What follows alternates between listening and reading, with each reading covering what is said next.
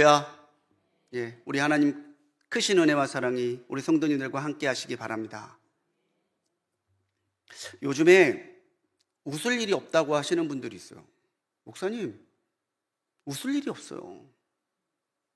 최근에 여러분들은 언제 한번 웃어보셨나요? 명절 때 웃어보셨겠네요. 기쁨은 우리가 성도이고 또 우리 안에 성령께서 임재하고 계시다는 증거입니다. 내 안에 기쁨이 있는지 우리는 늘 성찰하고 찾아봐야 되는데, 세상의 기쁨이 아니라 성령께서 주시는 기쁨이 내게 있다면 우리는 성령 안에 거하는 사람인 줄로 믿습니다. 오늘부터 우리는 함께 빌립보서를 묵상하고 또 우리 목사님들 시시각각으로 말씀 전해 주실 거예요. 빌립보서의 별명은 기쁨의 서신이죠. 기쁨. 10월 우리가 빌립보서를 묵상해 가면서 하나님의 크신 기쁨이 우리 모든 성도님들과 함께 하시기를 간절히 축원합니다. 빌립보서를 잠깐 볼까요? 빌립보서는 저자가 사도 바울로 추정이 되죠. 저작 시기에 대해서도 참 많은 설들이 있는데, 가장 유력한 설은 3차 전도 여행 후에 바울이 로마에 투옥돼서 있었던 주후 61년에서 62년경이 가장 유력합니다. 왜 썼을까요? 로마의 감옥에서 사도 바울은 빌립보 교회의 이야기를 듣습니다. 빌립보 교회가 자기를 위해서 쓸 것을 보내고 선교원금을 보냈다는 이야기도 들어요. 또 빌립보 교인들에게 감사하기 위해서, 또 자기와 동역했던 에바브로디도가 아프다는 이야기를 듣고 그들이 걱정하고 있다는 말을 듣고서 이제 에바브로디도는 많이 나았습니다. 안심시켜주기 위해서. 그리고 빌립보 교회가 가지고 있었던 문제들, 그 안에 다툼이 있었고, 거짓 교사들이 와서 율법주의로 미혹하고 있었고, 또 핍박과 여러 가지 문제 가운데 굳이 이렇게 도덕적으로 살 이유가 있을까? 우리는 자유롭게 됐는데 마음대로 살아도 되지 않을까? 도덕 폐기론이 빌립보 교회에 있다는 이야기를 듣고, 아니, 우리는 도덕을 넘어서서 더 거룩하게 살아야 돼. 이걸 권면하기 위해서 빌립보서를 썼어요. 사도 바울은 말 그대로 옥중에 갇혀 있습니다. 그래서 에베소서, 골로새서, 빌레몬서와 더불어 이 빌립보서는 옥중서신이라고 불리죠. 감옥에 갇혀서도 바울은 신세 한탄하고 있지 않습니다. 내가 얼마나 힘든 줄 압니까? 내가 어떻게 하면 여기를 나갈 수 있겠습니까? 이게 아니라 감옥에서도 사도 바울은 주님의 기쁨 안에 있음을 고백하고, 빌립보 교인들도 하나님의 기쁨 안에 거하기를 기도하면서 권면하고 있어요. 그래서 제가 여러분들께 오늘 첫 시간에 여쭤본 거예요. 여러분 기쁘십니까? 한 개도 안 기쁜데? 내 안에 기쁨이 있습니까? 빌립보서 4장 4절에서 사도 바울은 주 안에서 항상 기뻐하라, 내가 다시 말하노니 기뻐하라. 한 번 기뻐하는 게 아니라 기뻐하고 기뻐하라는 거예요. 지금 기쁘고 내일 안 기쁜 게 아니라 계속해서 성령의 기쁨을 맛보며 살라고 하는 거예요. 우리는 어떻게 해야 기쁨을 얻을 수 있을까요? 사정사절에 있는 그 말씀 그대로 우리가 주 안에 있어야 기쁠 수 있습니다. 우리가 기쁨을 주시는 주님 안에 있어야 우리는 하나님이 주시는 기쁨을 맛보며 살 수 있다는 거죠. 빌립보 교인들과 오늘 우리들에게 사도 바울은 주 안에 머물기 위해서, 이 기쁨을 누리기 위해서 필요한 것이 있는데, 그것이 그리스도 예수의 마음이라고 말하고 있어요. 그래서 오늘 빌립보서 첫 시간, 과연 사도 바울이 말하고 있었던 그 그리스도 예수의 마음은 무엇인가? 우리 이 말씀을 묵상함으로 빌립보서의 문을 열어보고자 합니다. 무엇보다 우리 주님의 마음은 비움을 채움으로 이루는 마음이에요. 비움을 채움으로 이루는 마음. 앞서 말했듯이 빌립보 교회에는 여러 문제들이 있었습니다. 유오디아와 순두계라고 하는 두 사람을 필두로 해서 싸우는 다툼이 있었어요. 하나 되어야 될 교회가 분쟁이 있다는 것은 참 슬픈 일이죠. 이게 다툼이 왜 무서운 줄 아세요? 시간이 지나면은 왜 싸웠는지도 기억 안 나요. 우리가 왜 싸웠지? 그것도 기억은 안 나는데 그냥 마음에 상처만 남고 되게 서로를 향해서 분노를 쏟았던 것만 생각나요. 그래서 이 다툼이 무서운 거죠. 그뿐입니까? 밖에서는 거짓 교사들이 들어와서 율법을 지키고 할례를 받아야 구원받을 수 있다고 미혹했어요. 계속해서 교회를 흔들고 성도들의 마음을 약하게 하는 핍박들이 이어지고 있었어요. 점차 빌립보 교회는 그 공동체 안에서 하나님의 기쁨과 하나님을 향한 담대함을 잃어가고 있었다는 거죠. 사도 바울은 말해요. 사도 바울은 어떻게 해야 우리가 다시 이 기쁨을 회복하고 다시 하나가 될 수 있는가?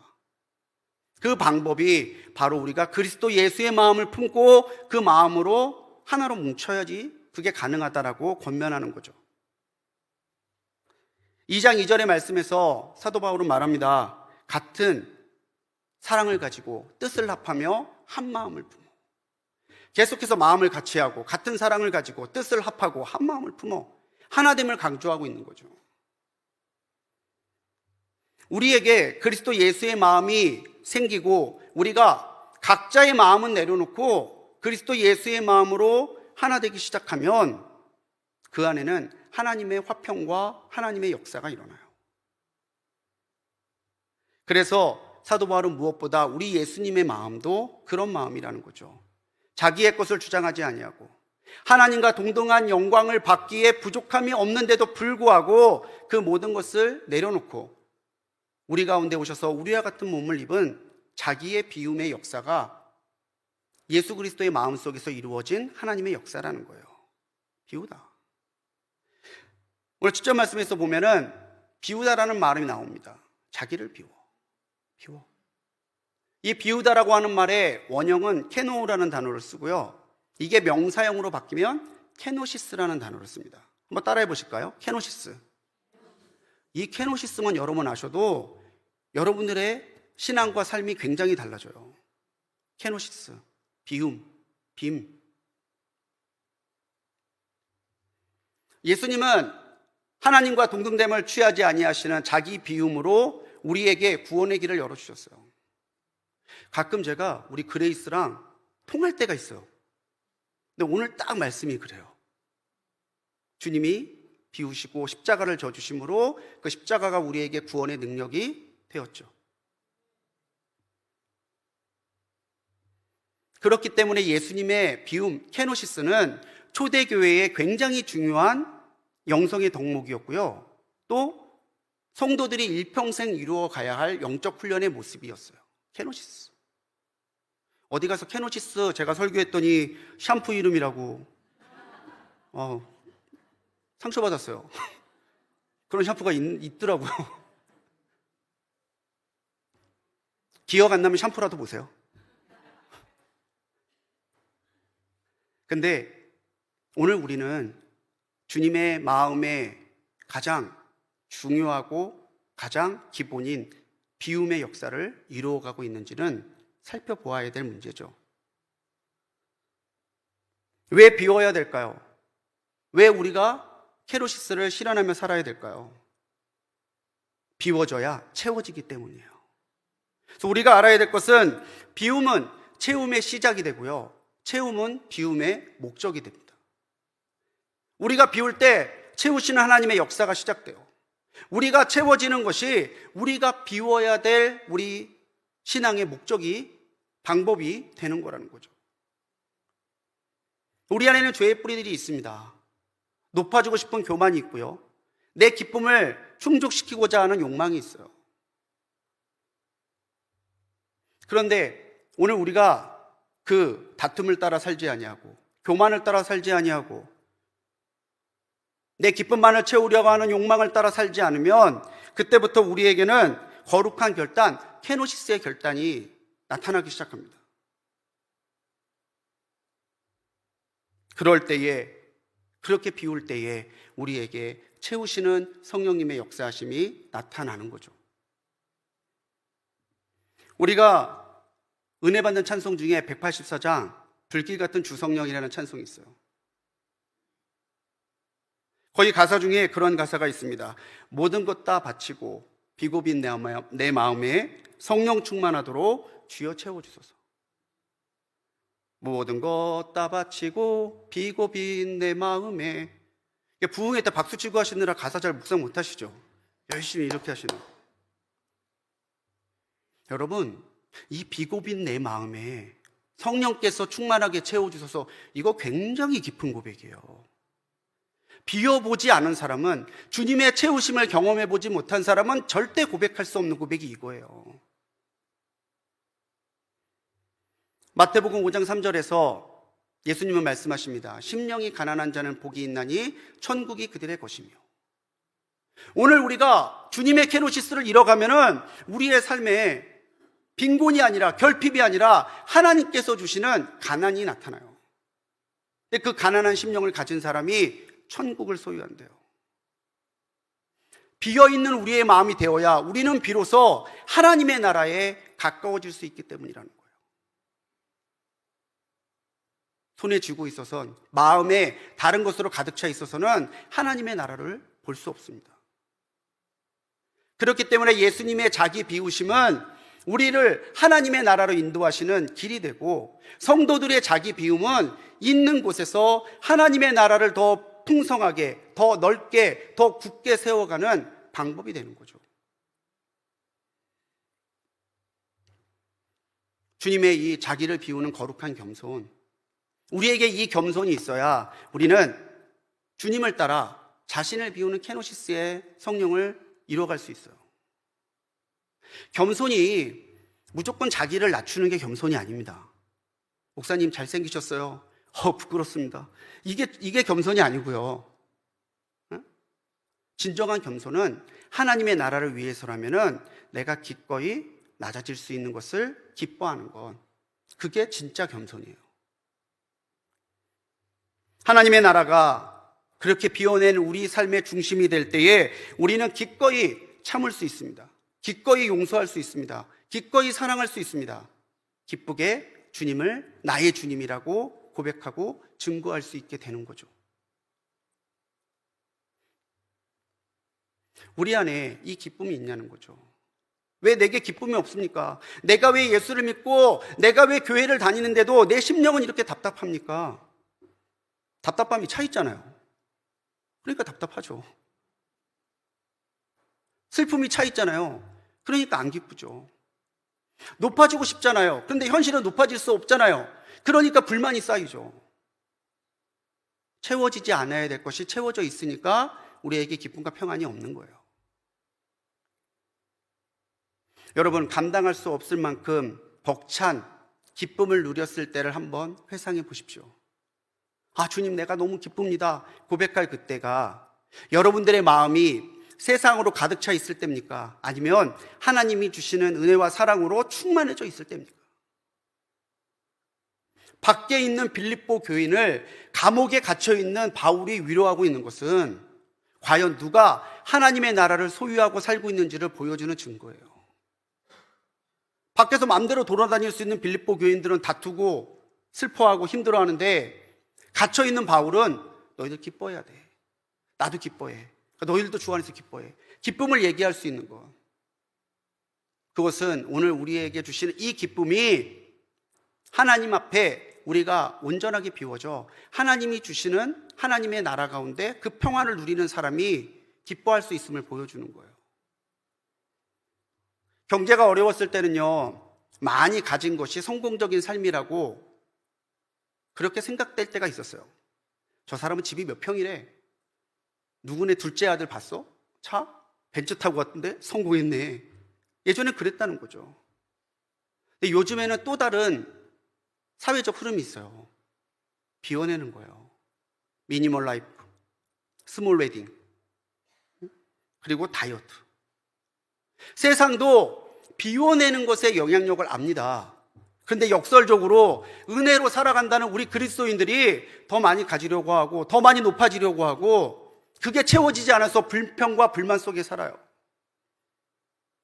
그렇게 사회적 영향력도 사라지고 오히려 사회의 조롱을 받는 교회와 성도들로 전락하고 있다는 거죠.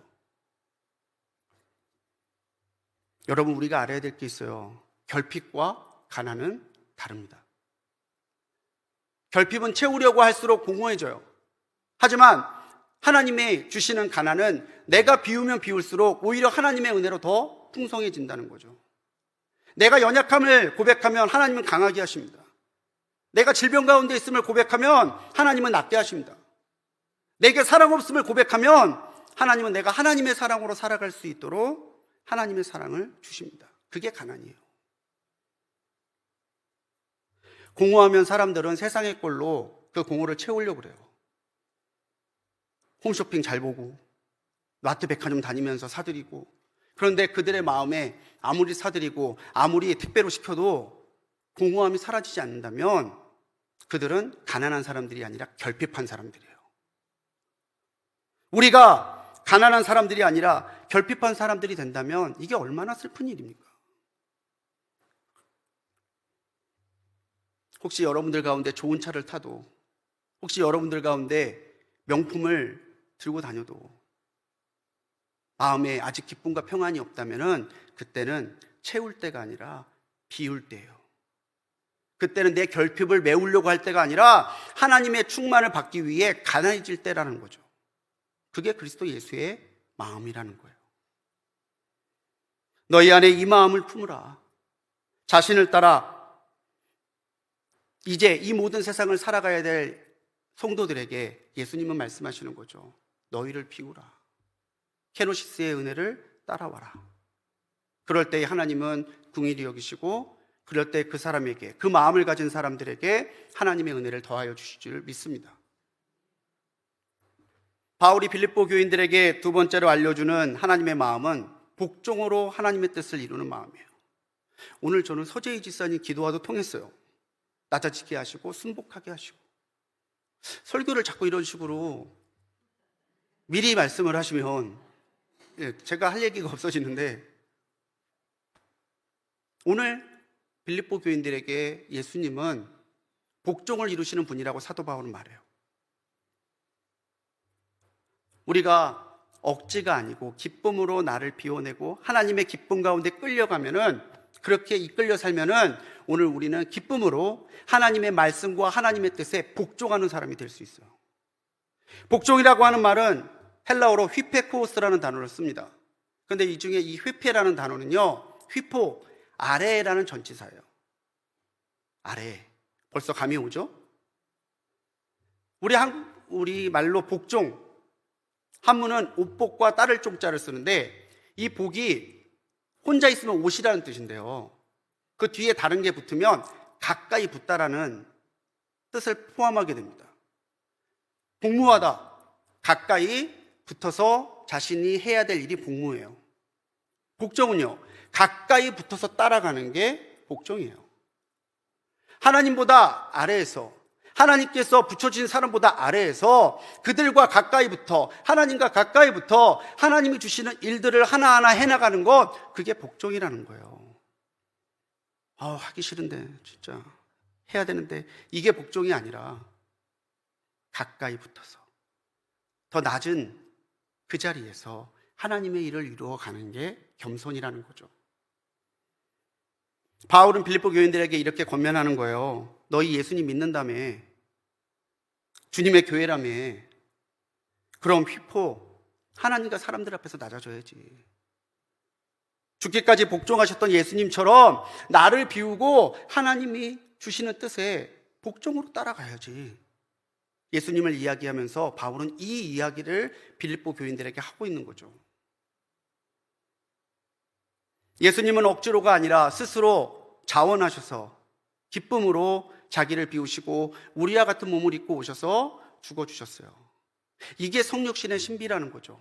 하나님이 우리와 같은 몸을 입고 오신 것, 하나님이 우리와 같은 몸을 입고 오셔서 죽어주심으로 우리가 살게 된 것, 이것이 주님께서 복종함으로 이루셨던 구원의 길이고 성육신의 사랑이에요.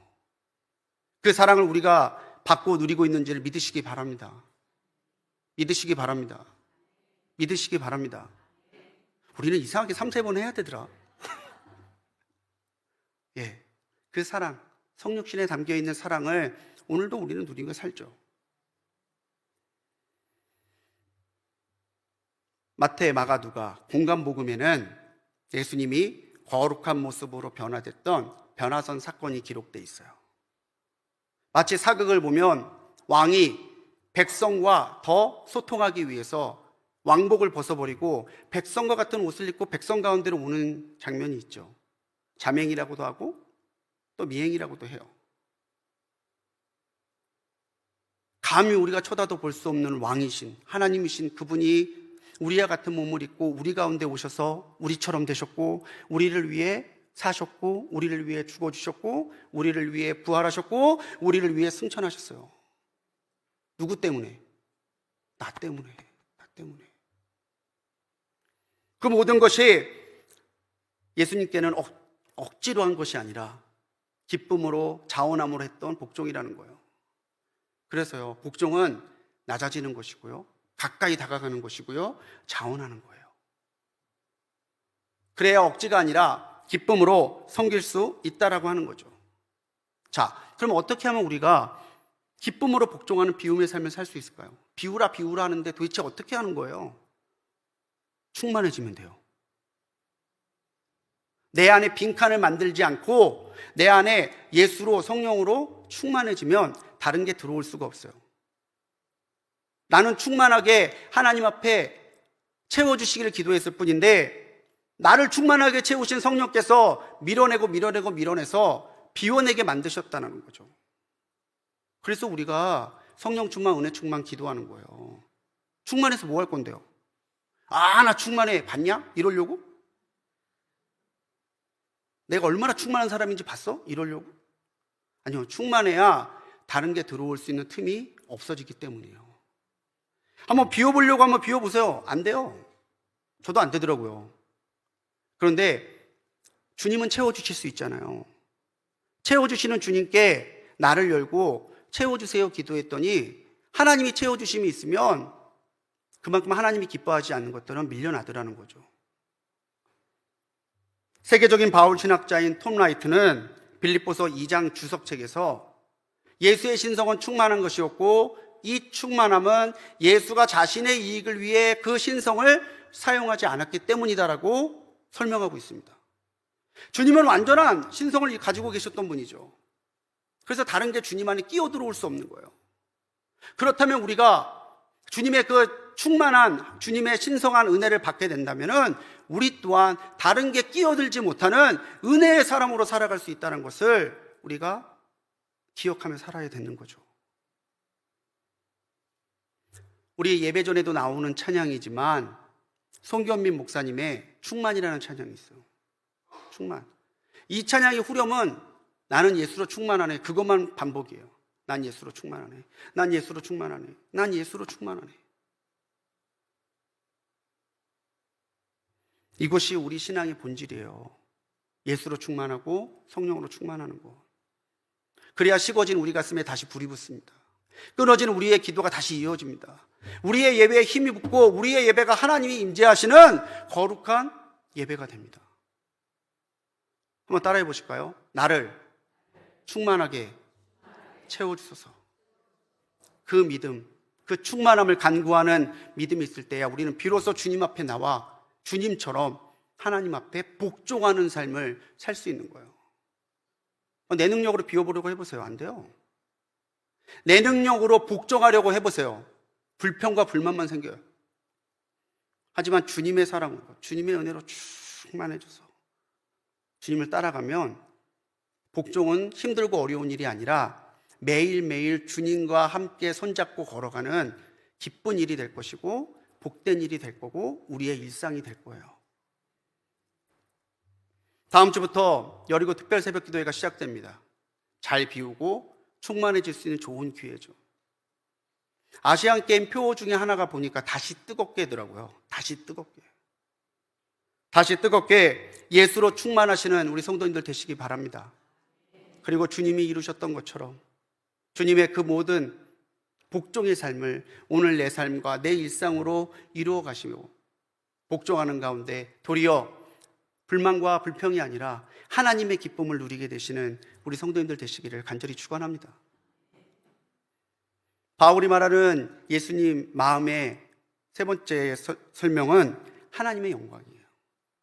하나님의 영광으로 하나님의 나라를 이루는 마음이 예수 그리스도의 마음이라는 거죠. 하나님은 자신의 일을 위하여 자기를 비우신 예수님을 높여주셨어요. 그리고 지극히 높여주신 그 주님이 우리의 주님이 되게 하셨다고 사도 바울은 오늘 말하고 있죠.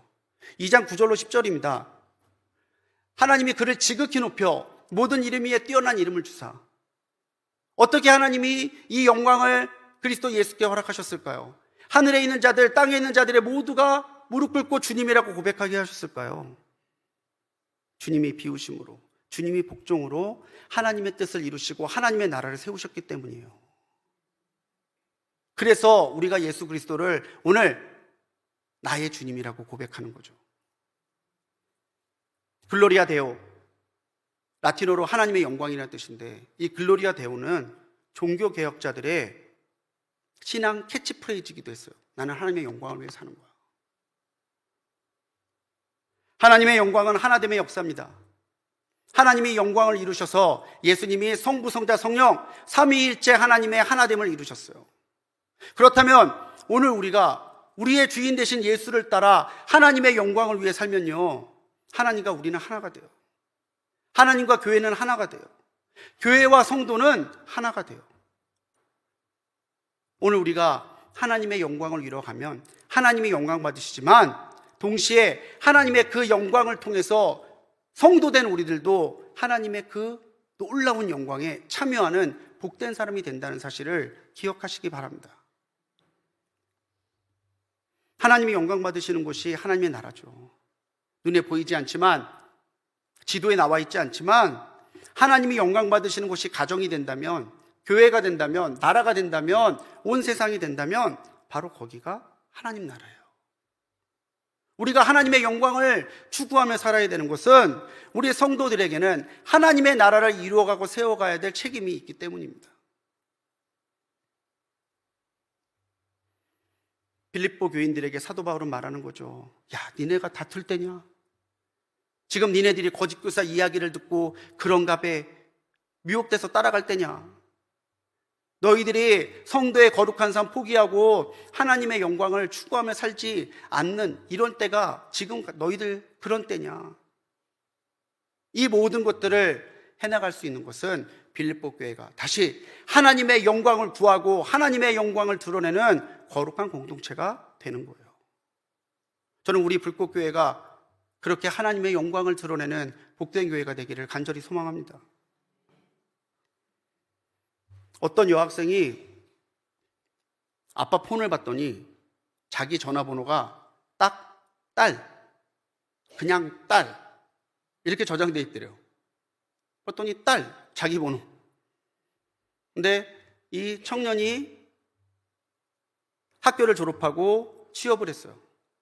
첫 월급을 받았는데 집에 왔더니 아버지가 친구분들하고 가까운 식당에서 식사하고 계신대요.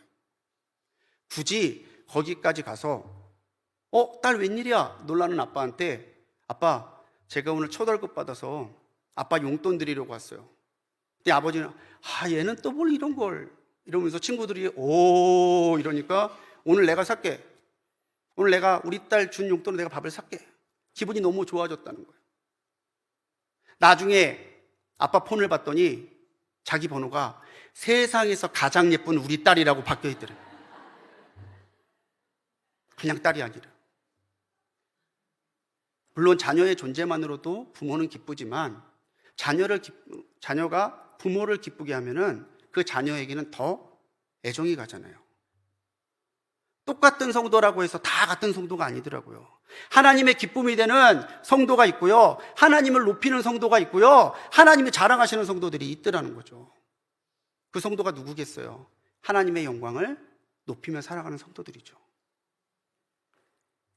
사랑하는 성도님들, 하나님의 영광의 빛이 우리 성도님들에게 찬란하게 비치기를 간절히 소망합니다. 하나님의 영광을 위해 사십시오. 글로리가 돼요.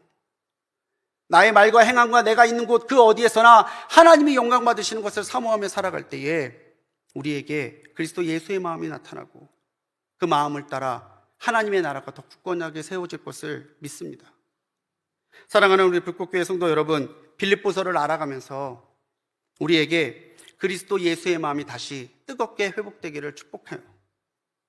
헛된 것을 비우는 겸손의 마음으로 그 화평을 이루시는 마음, 온전한 복종으로 하나님의 뜻을 이루어가는 마음, 하나님의 영광을 드러내므로 하나님의 나라를 더 굳건히 더 넓게 이루어가는 마음, 그 마음이 빌립보 교인들은 잃어버렸던 마음이지만 우리는 지금도 붙들어야 될 마음이고 더 굳건하게 가져야 될 마음입니다.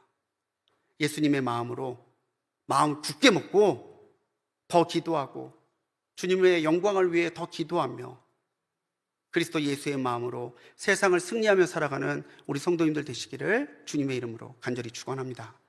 기도하시겠습니다.